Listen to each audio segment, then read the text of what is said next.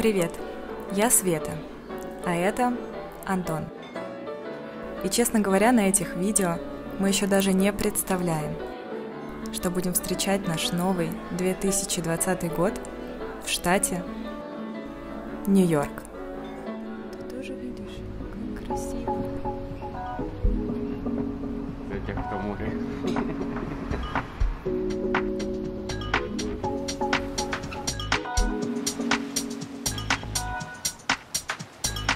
Но прежде чем я покажу вам этот свободный, творческий, удивительный и странный город, давайте вернемся на несколько месяцев назад и узнаем, как в него нас привел мой самый необдуманный поступок в жизни. Одним солнечным утром в августе того года мы встретились, чтобы отметить день рождения нашего друга. Купили торт, свечки, чайку попили, ну а потом разъехались по домам поспать. И вот, проснувшись, открыв глаза и доверясь порыву своей души, я купила нам билеты в Нью-Йорк. Серьезно? Да. В один конец? 2. В 2? Что ты шутишь так? С 17 по 21 число. Что? Ты серьезно? Да. 17 декабря по 21 января. В смысле? Я объясню вам, почему в этот момент глаза Антона наполнены ужасом. Моя прекрасная новость о покупке билетов ставит перед нами целый ряд задач. Нам предстоит найти жилье в Нью-Йорке, В смысле? обеспечить оплату его аренды, В смысле? но самое главное то, без чего все это не будет иметь никакого смысла.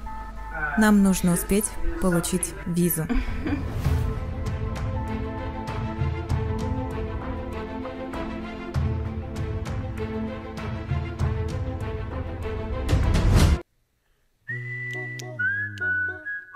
Поверьте, друзья, сила вашего намерения и командный дух способны претворить в жизнь любую из самых, на первый взгляд, сложных задач.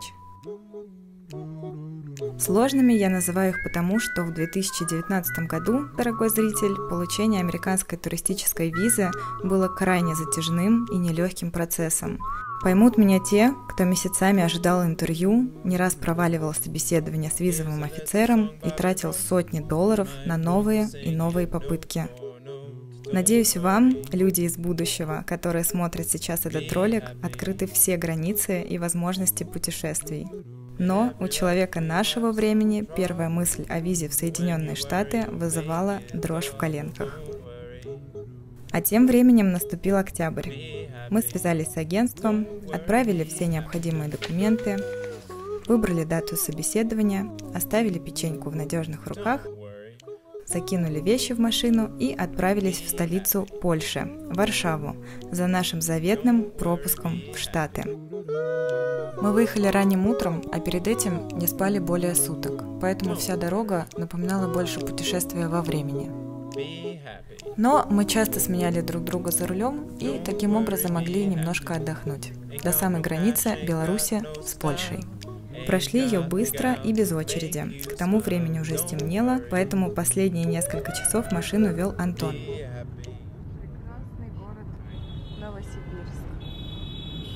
Спустя 20 часов, как выехали из Москвы, мы оказались в объятиях мягкой кроватки и горячего душа в арендованной нами на Airbnb квартире в Варшаве. Наш домик на ближайшее время был очень уютным и оказался всего в 10 минутах ходьбы от американского посольства, что было очень удобно, потому что на собеседование вам нельзя проносить, условно все, кроме вашего паспорта. Если вы решите пойти нашим путем и получать американскую визу в Польше, я оставлю вам ссылку внизу на эту квартиру в описании к видео. У нас был один день, чтобы подготовиться к интервью и прогуляться по городу. Мы нашли приятное место для завтрака и заодно увиделись с моей подругой, которая переехала в Варшаву за несколько дней до нашего приезда. Хорошо быть человеком мира, потому что в каждом из наших путешествий мы встречаем кого-нибудь из друзей. Это всегда приятно.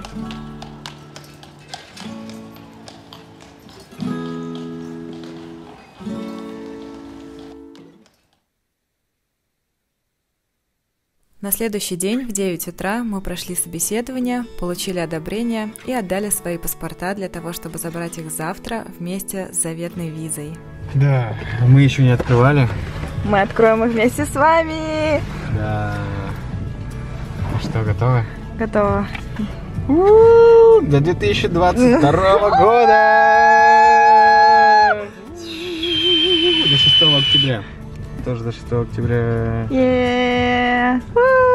Поздравляю! Мы только что прошли собеседование в посольстве. Да, мы не могли снимать до. Это было очень стрессово. В общем, Результат. виза одобрена. Танцуй как жук. Расскажи свои впечатления о прохождении интервью, Антон. Впечатления у меня такие, мы очень переживали, я сам очень сильно переживал. Света выступала моим переводчиком, нас спросили 4 вопроса, естественно, куда мы едем, что собираемся делать, чем занимаюсь я, чем занимается Света, и нас спросили еще один вопрос, вот. Но это было очень легко, мы ответили все как есть. Ни капли, ничего, никаких фейков, документов и так далее. Все. Я занимаюсь диджеингом, я диджей, у меня есть свой лейбл. Света актриса, снимается на телевидении для реклам. Она это и сказала. То есть, каких вопросов больше не возникло. Никаких каверзных, таких-то поддаваний, типа, чё, кого? Вот, такого не было, ничего. У нас был комиссар, или как правильно сказать, визовый офицер. Девушка очень приятная, вообще. Польскому визовому офицеру, если вы смотрите это видео. Да, она очень была приятная, то есть, опять же, во многих видосах я смотрел о том, что некоторые офицеры там очень суровые, угрюмые, такие сидят, пилят тебе взглядом, сканируют как рентген. Нет, она улыбалась, очень была приветливой, и мы в ответ тоже. Конечно, мы волновались, но поэтому наши улыбки выглядели так. И вот сегодня 7 октября, очень памятная дата для нас теперь. Вот. И следующий кадр в этом видео должен быть 18 декабря.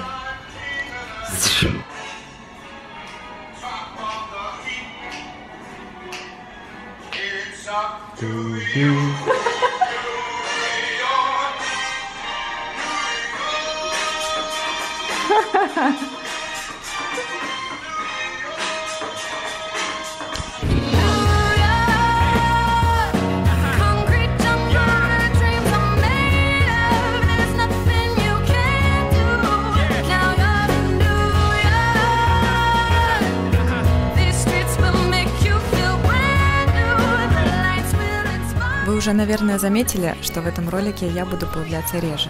Сейчас вы поймете, почему. Ладно. Спроси у меня, где я была. Где ты, белки? Белки. Так, Empire State Building.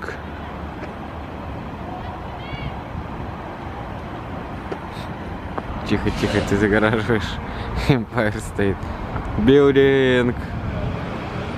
Но я с удовольствием рассказываю вам о нашем путешествии за кадром. И для начала познакомлю вас с квартирой, которая на целый месяц стала нам домом в Нью-Йорке.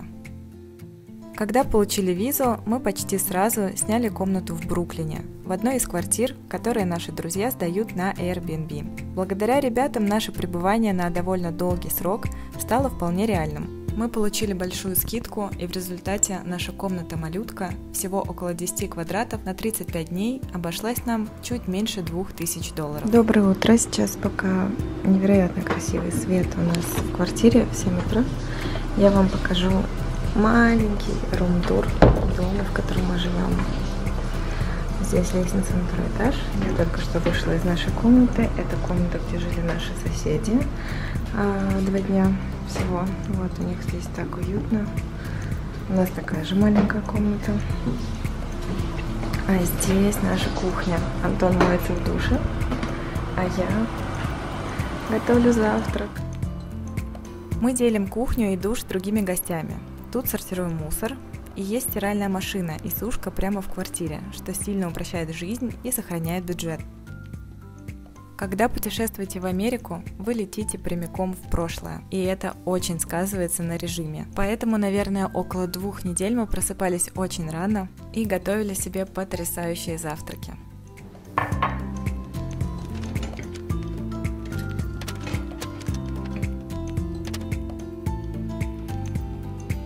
Вам, наверное, интересно, почему именно 35 дней. Когда выбирала даты, я не считала количество дней, а просто слушала свою интуицию, которая ясно дала мне понять, вот именно в это время ты будешь там. И по опыту предыдущих поездок могу сказать, что оптимальное время для того, чтобы проникнуться культурой страны, это 2-3 месяца спокойной, размеренной жизни.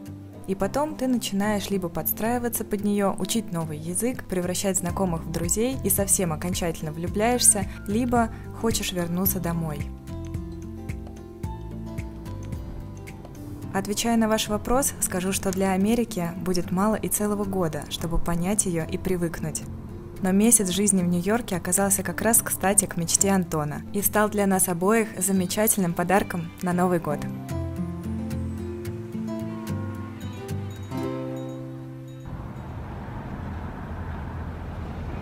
Зимнее время года далеко не самый туристический сезон, поэтому где бы мы ни находились, всегда удивлялись стереотипам о толпах людей и тяжелом трафике на дорогах. Но стереотипы Нью-Йорка – это целая глава, и к ней мы вернемся позже. В Америке, как и во многих странах Европы, гораздо большее внимание уделяют празднованию Рождества, чем встрече Нового года. Поэтому мы с таким удовольствием гуляли по сказочным улицам и фотографировали рождественские венки на дверях кукольных домиков. Но за все это время так, наверное, и не успели привыкнуть к тому, что проживаем внутри декорации знакомого фильма. И каждый день, делая шаг за порог дома, удивлялись этому снова и снова. Вдохновленные обстановкой вокруг, мы тепло одевались, выходили из дома и шли. Однажды мы так покинули Бушвик, оказались в Дамбо, пересекли Бруклинский мост и прошли пару районов Манхэттена. Мы сейчас с Антоном пришли в райончик, где присматриваем себе квартиру. Вот здесь на выбор много цветов разных, балкончиков. В ту сторону, через один квартал, Централ Парк.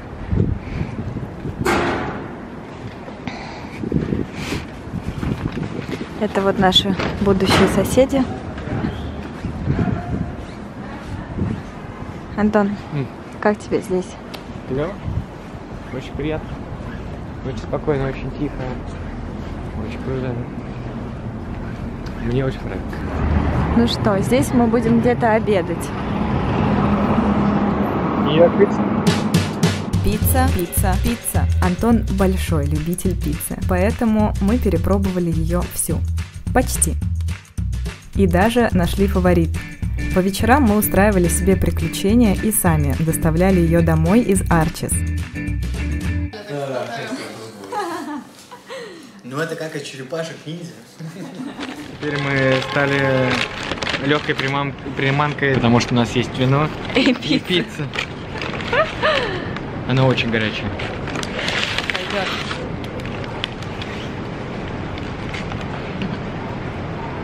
Пойдет. Погода в Нью-Йорке зимой такая же холодная, как и в Москве, поэтому скорость доставки решает многое.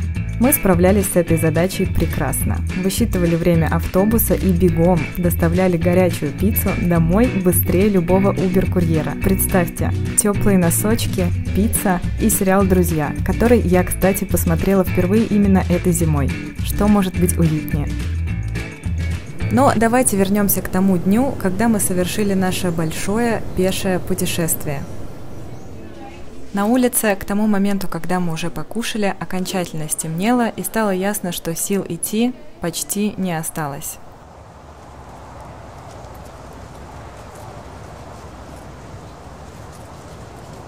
Но тут все вокруг переменилось. Преобразились веранды кафе, улицы, свет фонарей. Пошел снег. Сомнений не осталось. Мы Герои кино. Merry Christmas, everybody!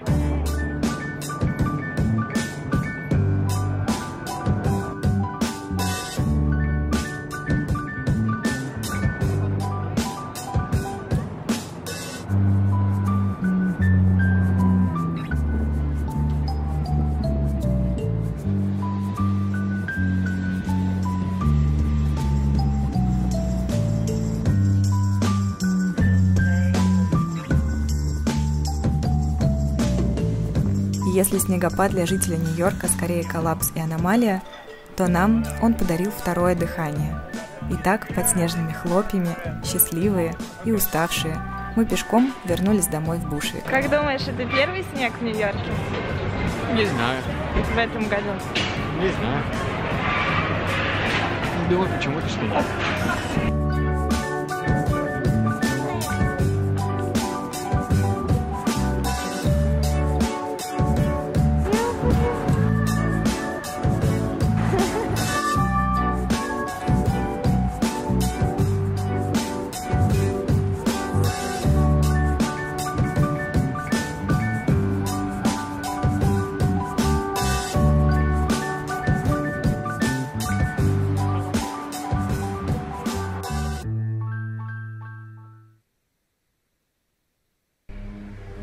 Если вы спросите у меня, почему я лежу на полу, я отвечу вам.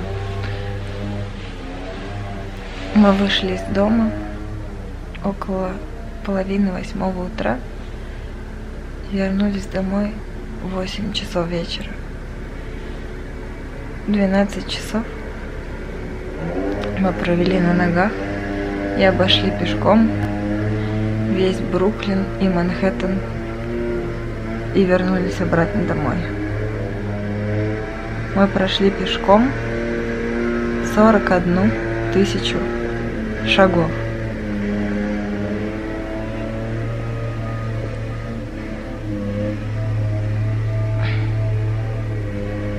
Мы живы. Хочу еще рассказать про набор одежды человека, который отправляется гулять пешком по зимнему Нью-Йорку. Самое важное – это многослойность. Вы выглядите как лук. На мне первый слой – это термобелье.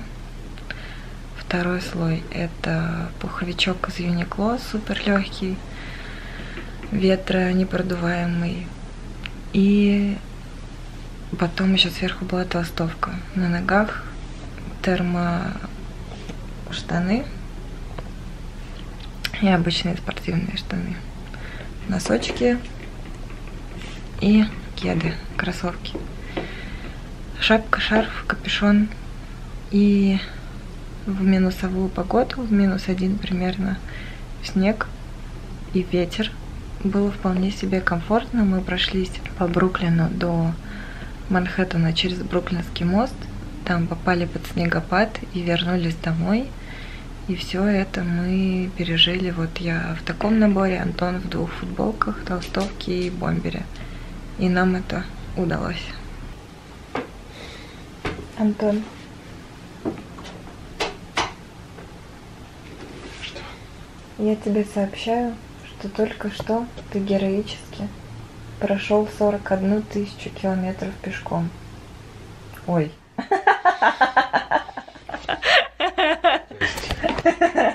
41 тысячу шагов пешком. Да. Как ты себя чувствуешь? Хочется полежать. У тебя кружится голова. А как настроение? Клево. Я сходил в туалет. И жизнь заиграла новыми красками. Первый раз за 2 дня. Поздравляю. Жизнь заиграла новыми красками. Что это? Это... Ой, это наше любимое молоко. Только теперь мы купили 2 литра. да, если быть точным, 1,89 литра. Half gallon. Половина галлона. То есть, если покупать галлон, это будет практически 4 литра, это галлон. Теперь мы будем есть хлопья литрами.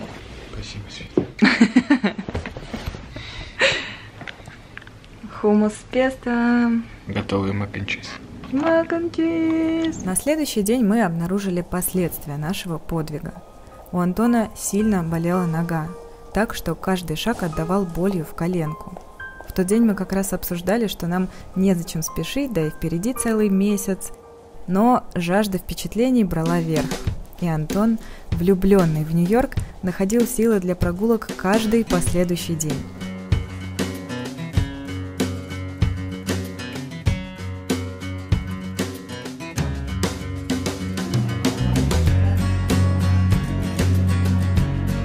Вот так потихоньку мы освоились в городе, привыкли к метро и его обитателям, которые вначале вызывали, кстати, немало стресса. И сейчас настало время вспомнить о стереотипах. Самые известные вам – это грязные улицы и бездомные люди. Да, это правда сильно бросается в глаза и поначалу даже обескураживает. Пока со временем не становится лишь маленькой деталью в общей картине жизни в мегаполисе.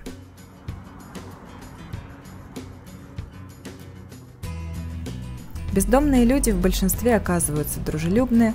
В центральных районах города, где вы и будете проводить большую часть времени, если приехали в путешествие, всегда будет чисто. А метро станет местом вдохновения творчеством уличных артистов на центральных станциях. И удивительным колоритом пассажиров в вагонах.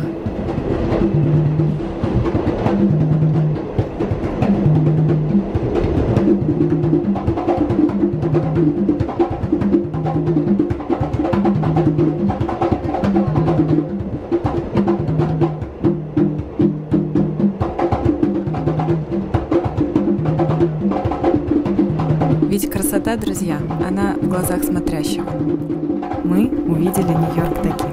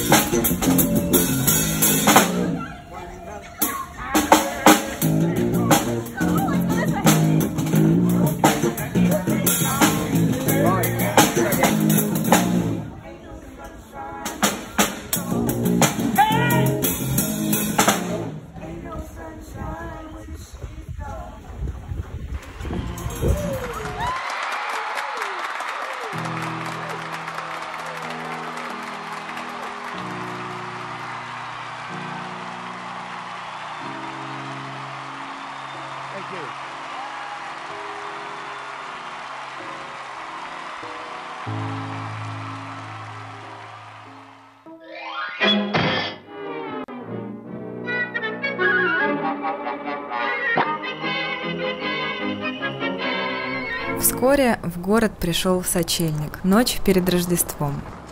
Я уже упоминала, что традиционно к этому празднику здесь относятся с особенным трепетом и проводят время с семьей.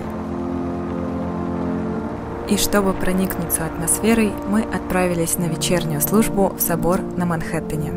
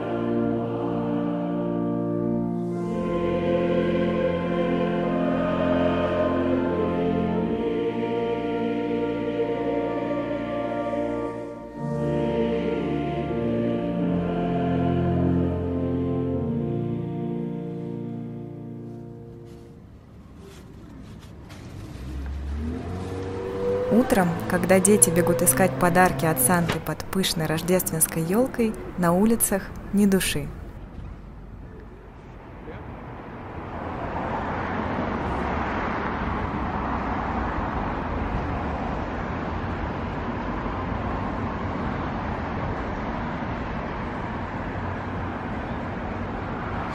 Антон, а где все люди? Дома сидят. Почему? Потому что сегодня день Рождества. Merry Christmas! Yeah. Everybody. В Рождество мы впервые увидели Нью-Йорк таким пустым еще до начала всемирной вынужденной самоизоляции, во время которой я и монтирую этот ролик. Разница лишь в том, что в этот день на улице царит добрая, светлая атмосфера праздника. Многие магазины и заведения закрыты на выходной, на улицах почти нет машин, а люди, если выходят погулять, то прямо по проезжей части. Безусловно, Рождество – это волшебный праздник. Но а как же быть с Новым годом, который наша культура по праву наделила таким же волшебством? Ведь часто символ праздника – новогодняя елка даже не доживает до Нового года и сразу после Рождества оказывается на улице рядом с мусорными мешками и коробками. Хозяйственные люди так неплохо экономят на покупке живого дерева, подбирая его и наряжая у себя дома к Новому году. Кстати, забавно, что для россиян елка обязана своим сакральным смыслом новогоднего дерева именно католическому Рождеству, когда в XIX веке царская семья съездила в Европу и привезла эту традицию в Россию. Елка! В Нью-Йорке встреча Нового года – это целое развлечение. 31 декабря с самого утра на Таймс-сквер собирается огромная толпа людей, чтобы торжественно отсчитать удары до исторической смены лет. Вместо салюта над головами сотен тысяч людей спускается огромный хрустальный шар и рассыпается целым фонтаном конфетти, на которых написаны ваши желания. Свое желание можно написать и оставить на стене Таймс-сквер Плаза между 46 и 47 улицами на Бродвее. Я загадала свое желание через форму на сайте, еще будучи в Москве и до получения американской визы.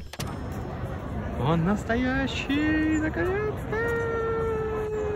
Желание сбылось, а нам посчастливилось встретить Новый год по 3-часовым поясам и отметить его 3 раза.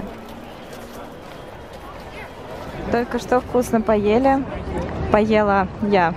Антон пообедал пиццей за $1 2 кусочками, а я тыквой с корицей и тофу, и креветками с мидиями, и запеченной сладкой картошкой. Это каток! Ты любишь каток? К сожалению, нет. Нам здесь еще быть 31 день, то есть как бы официальный месяц только-только начинается. Я решил экономить. И тофу, и креветками с мидиями, пастой с вином, гуакамоле. И на Порше еще хочу покататься. Ладно, на самом деле наша поездка вышла крайне бюджетной, ведь все мы знаем разницу между Инстаграмом и реальной жизнью. Поэтому где кушать устрицы за $1 и как целый месяц свободно посещать спортзал и йога-студии в Нью-Йорке, я расскажу вам в следующей части. Но парочка праздничных ужинов и завтраков у нас все же была. Один из них состоялся 31 декабря в дайнере на Манхэттене, где в полдень мы созвонились с родителями Антона, чтобы встретить сибирский Новый год.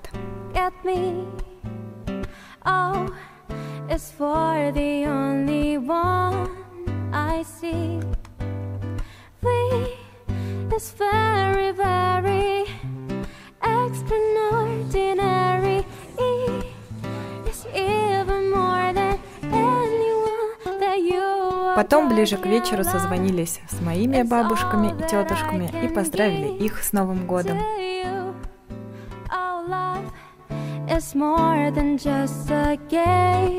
for two. Two in love can make it.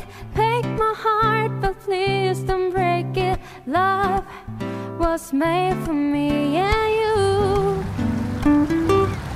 Мне здесь нравится. Пару слов на настоящий момент. Хочется здесь жить. Вон там. Красиво. За несколько дней до этого мой друг написал мне, что в Нью-Йорке сейчас 2 классных ребят, и почему бы нам не увидеться. Мы обменялись контактами, оказались соседями и собрались в их уютном доме в новогоднюю ночь. Увиделись мы тогда впервые, но, как часто это бывает, нашли десятки общих знакомых по всей России. Готовили, обсуждали путешествия, переезды и за одним столом, соблюдая традицию оливье, в полночь вместе встретили Новый год.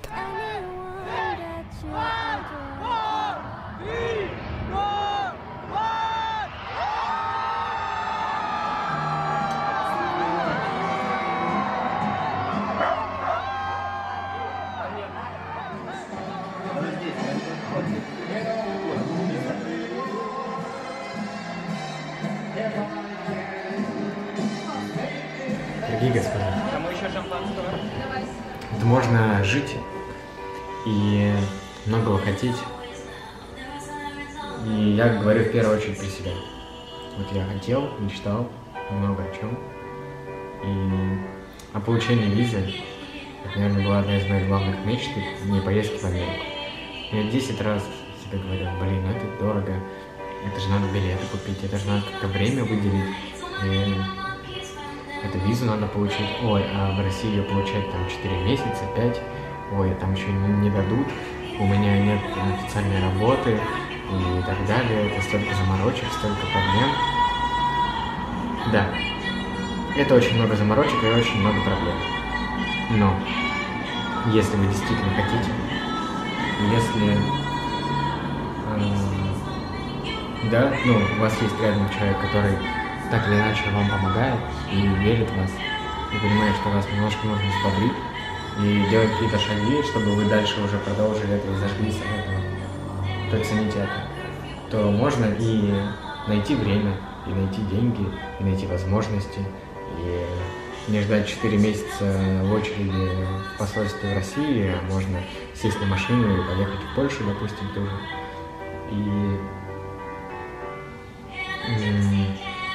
И, конечно, очень сильно бояться насчет собеседования и не иметь официальной работы, а иметь то, чем ты любишь заниматься. Но далеко не факт, что он так. Если вы хотите по-настоящему, у вас все получится. Но нужно хотеть это по-настоящему.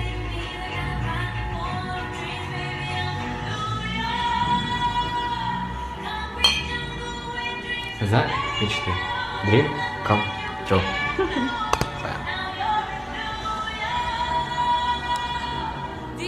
Вы увидели кусочек нашей истории. Америка удивительна и точно стоит того, чтобы о ней мечтать. Но интереснее воплощать мечту в реальность. No place in the world that could compare. Put your lighters in the air, everybody say yeah.